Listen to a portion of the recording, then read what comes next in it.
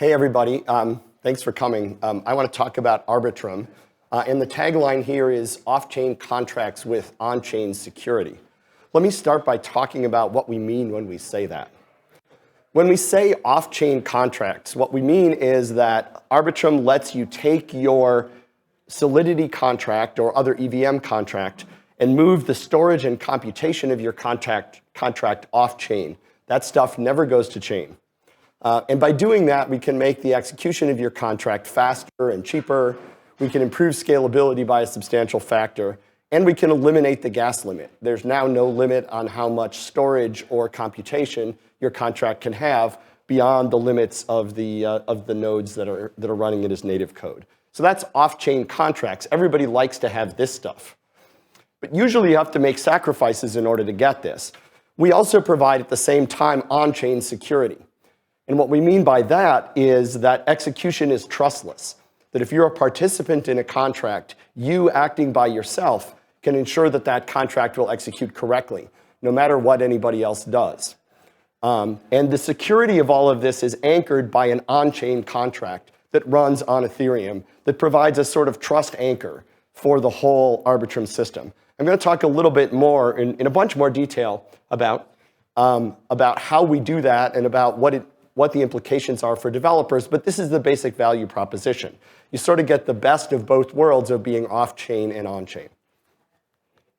Okay, so this leads to a technology stack, the Arbitrum Stack, which is unusually flexible as layer 2 systems go. And we have 3 different use cases or modes of use for what is a single underlying technology. We call these Arbitrum channels, Arbitrum sidechains, and Arbitrum Rollup. And I'll talk about what these are and how they are related. So you can think of them as separate products, but we actually tend to think of them just as 3 different ways of using what is a single technology. Okay. So I want to start by talking about closed world contracts. So what I mean by that is imagine you have a contract that has a fixed set of parties, maybe not too large a set, a fixed, relatively small set of parties who are the only people who will ever care about that contract and its correctness. Maybe they're playing a game. Maybe it's some kind of financial contract with a small fixed number of parties. I want to talk first about this type of contract, and then I'll come back later and talk about open world contracts. Okay, so for closed world contracts, one of the standard approaches is state channels. And state channels have a bunch of advantages, but also some disadvantages that I'll talk about in a minute. So state channels are the standard way of doing this. You have a fixed set of end participants. If those end participants can unanimously agree about what the contract should do, then you're good to go. Anything that they all unanimously agree on, the system might as well accept as correct. And you only need to go on-chain to resort to any kind of an on-chain activity if there's some kind of a disagreement or dispute, or if one of those parties becomes unavailable. This is standard state channel technology that has been out there for a while. Okay, now if there's a dispute, the typical thing to do in a state channel system is to say that there's an on-chain contract which gets initialized with the most recent state that was unanimously agreed by all of the parties off-chain. So off-chain, you can imagine they evolved the contract up to some point. Now they can't agree anymore. Now you tell this on-chain contract where you were, and the on-chain contract is going to continue going from there. Either the on-chain contract will wrap up the execution of this contract and pay out any assets that it held, sort of shut down the contract early, if you will, or the on-chain contract needs to be able to run that logical contract to completion on-chain, right? This is all, again, standard state channel stuff. So there's a bunch of limitations of that model. It's good when it works, but there are 4 main limitations. One is it's fragile. If one party goes offline, I'm not even talking about malice. If a party just becomes unavailable, then fast progress halts and you have to move on-chain. Because state channels in the standard configuration can't distinguish between a node being unavailable and being malicious. It has to treat those as the same. The second limitation is they're computationally limited. Because you always need to be able to fall back to on-chain execution, you can't put anything into a state channel that you couldn't do on-chain if you needed to.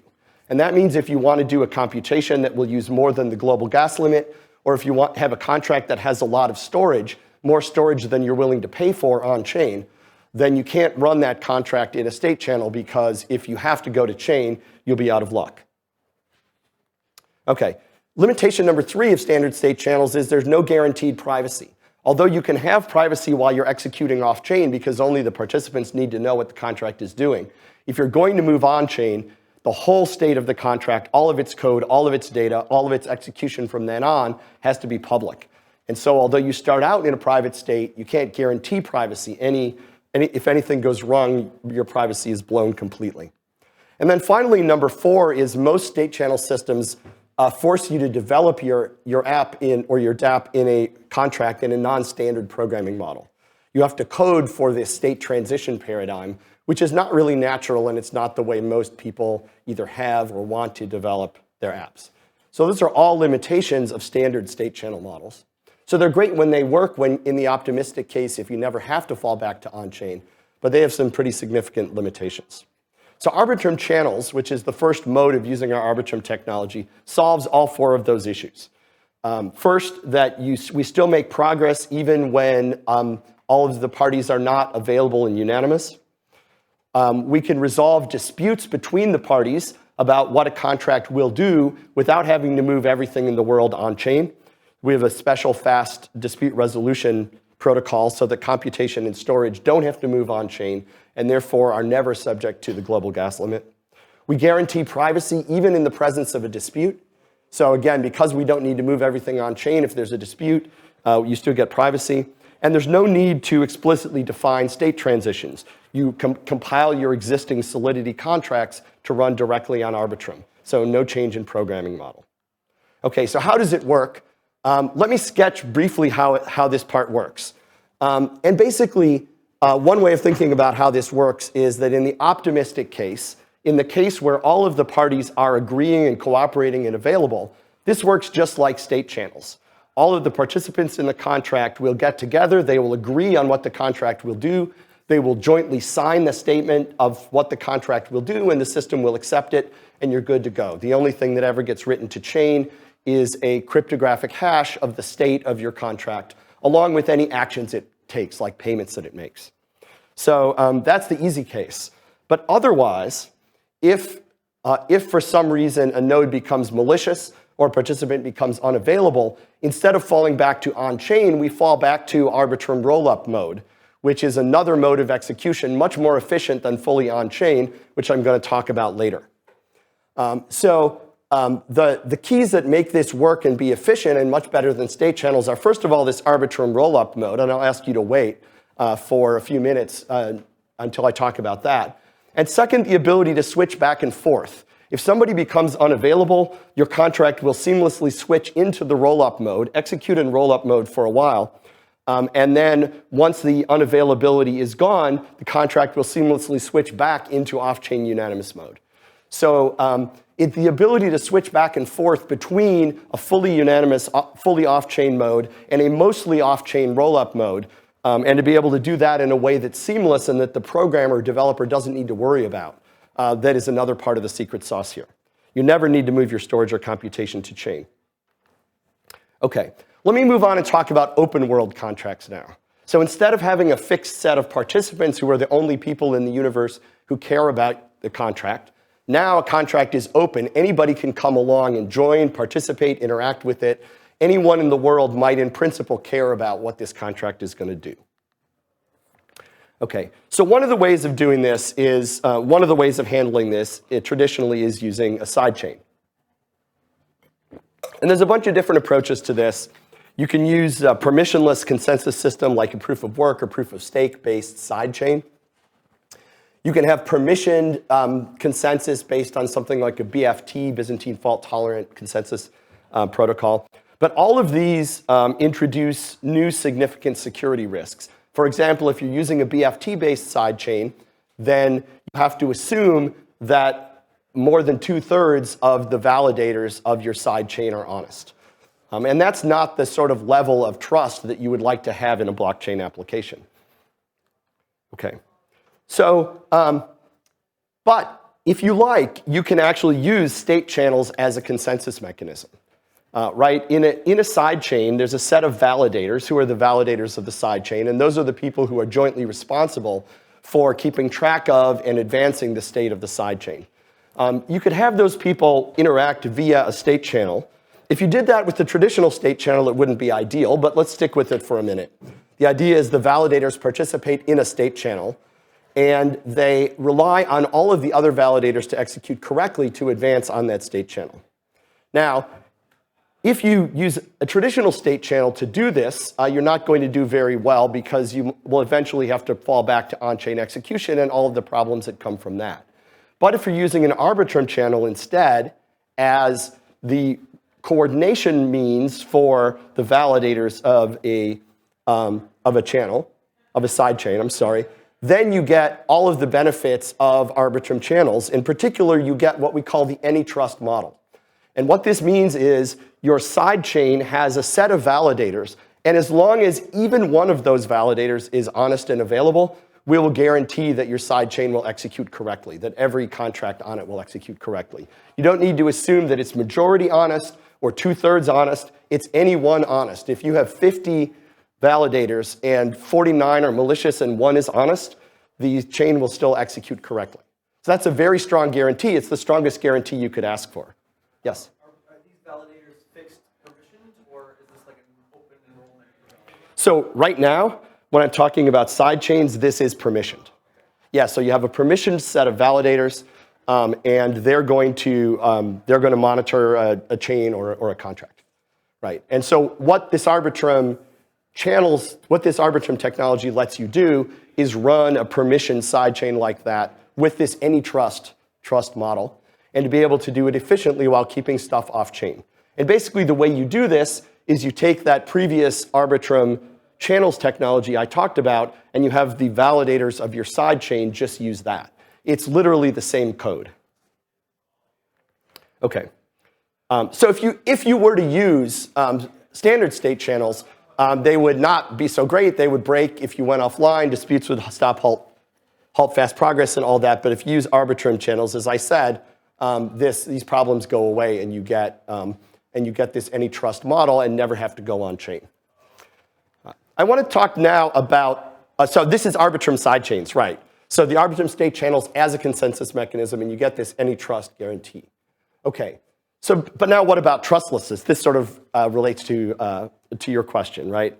That Arbitrum sidechains, you need at least one validator to be trusted in order. So that means, for example, that the validators can't all be anonymous, as an example, because it's hard to trust people if you don't know who they are.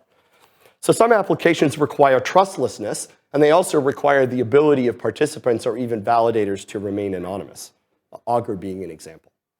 So for that model, we have yet the third model of execution that we call Arbitrum Rollup. So this is like a sidechain, except it is not permissioned. That is, anybody can act as a validator. And so this means that if you are a participant or even a person who cares about a particular contract, you can make sure all by yourself that it will execute correctly. So basically, right, it's like a sidechain, but anybody can validate. And so it's trustless, assuming that the people who care actually step up and do validation. Or if you prefer not to be a validator yourself, you can always pay someone to do it for you. So execution and storage are off-chain, and as in other roll-up models, the call data that goes along with calls to a contract is posted as call data on-chain. So the downsides of this compared to the other models are you give up the privacy guarantee because these contracts are big and open. If anybody can validate, then anybody needs to be able to see what's in the contract. And you give up instant finality, which is a property that the other models can give you when they're operating in the anonymous mode. But the result is that any contract can get better scaling than you can get with other models. Okay, so how does this work? The key idea in Arbitrum Rollup is what we call a disputable assertion. And so the idea is something like this. So imagine that one validator makes a claim. So on-chain, we have recorded the cryptographic hash of the state of a particular contract. And this validator claims that starting in the current state, that the contract can execute n instructions, and the result will be this state hash. and that along the way, the contract will make some payments and will send certain messages. When this is posted on chain, it goes into a pending state, and a time window is open during which other validators, really in this open mode, anybody, can step up and challenge that and say that it's wrong. The person who makes this assertion has to put down a deposit, which they risk losing if they're wrong. Okay, if nobody issues a challenge during the challenge period, then this assertion will be confirmed and the state of the contract will be advanced. And so this will now be the new state hash of the contract. And cryptographic hashes of the state are all that is recorded on chain. If, on the other hand, there is a challenge, if now this assertion is put on chain and somebody challenges it, let's say Alice puts it on chain and Bob challenges it, he says, no, that's wrong. Now there is an on-chain dispute resolution protocol which is able to determine whether Alice is wrong or Bob is wrong efficiently.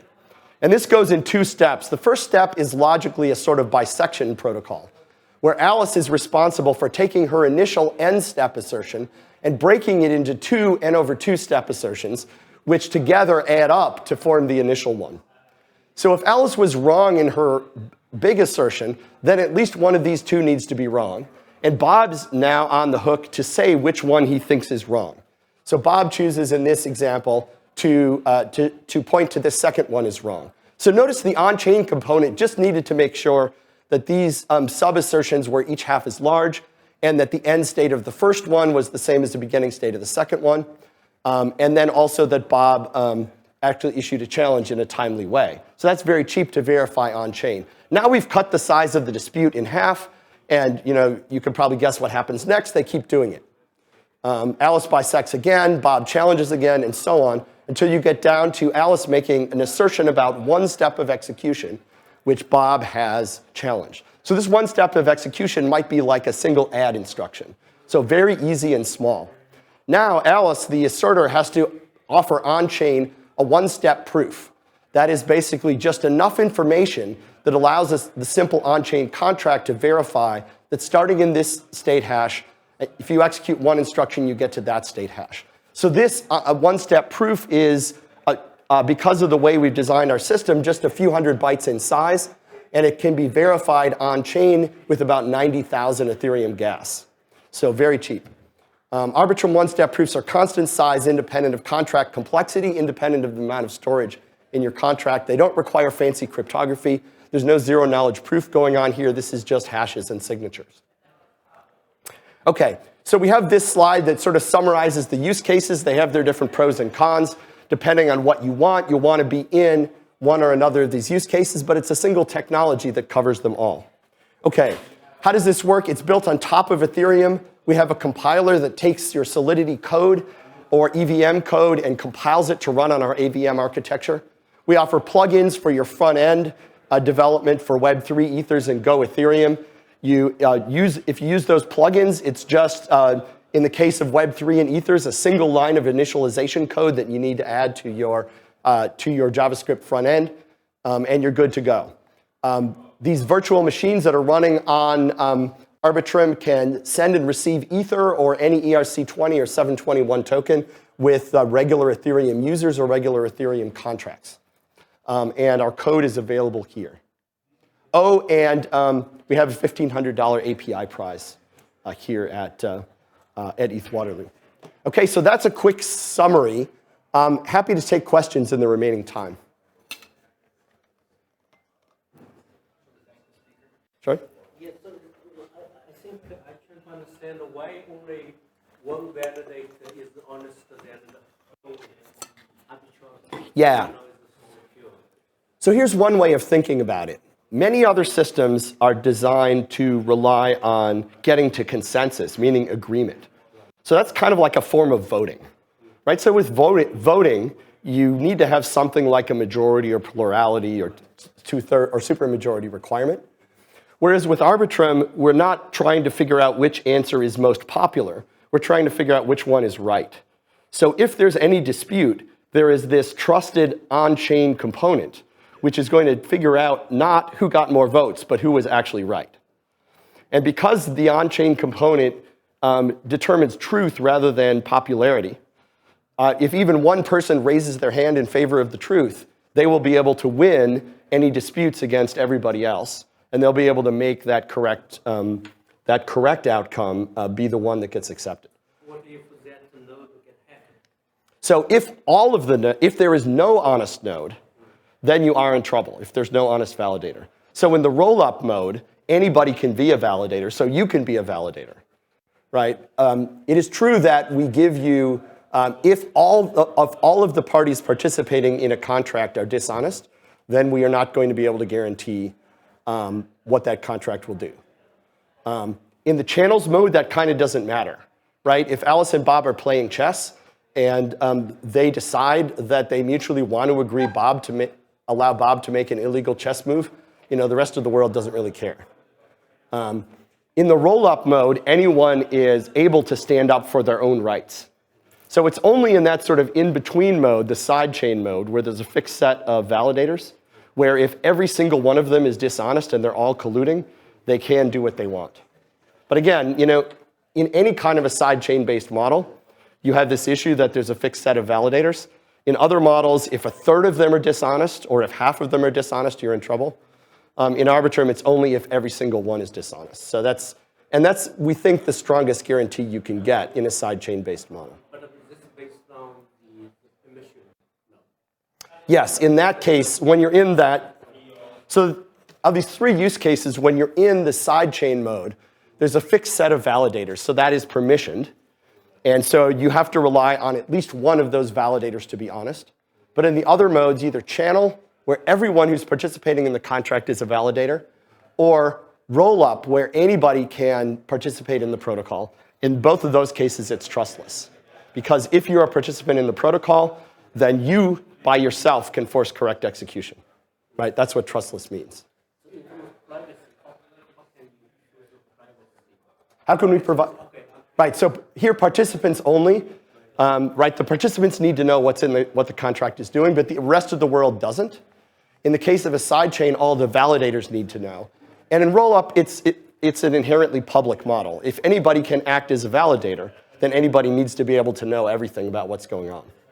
So we don't think it's possible to provide privacy in this kind of rollup model. Okay, great. Any other questions? All right. We have a channel on the conference Discord. We have a table. We've seen many of your faces there, but for those of you who haven't come by, come on by, and we're happy to talk more. If you want to look at our code, it is right here. It's on GitHub at the URL that you might guess, Offchain Labs /Arbitrum. Thanks.